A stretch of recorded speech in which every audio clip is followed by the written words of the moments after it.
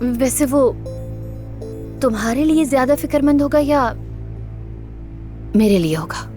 मैं नूर के लिए डर रहा हूं। सुबह जो इंसान मुझे कह रहा था कि मैं एजेंसी से ताल्लुक रखता हूं, और वो रात होते ही एक जज्बाती इंसान बन गया।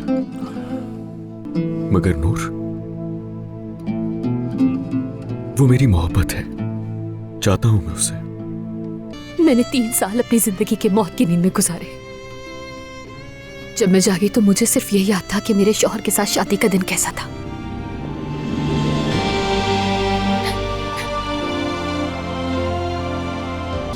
अलीना कहाँ है अली? ढूंढ रहे हैं हम। कहा ना मैं अलीना को ढूंढ लूंगा, परेशान मत हो। हम उनके बहुत करीब पहुंच चुके हैं आंटी। आंटी, मोहब्बत बदुआ बन गई है।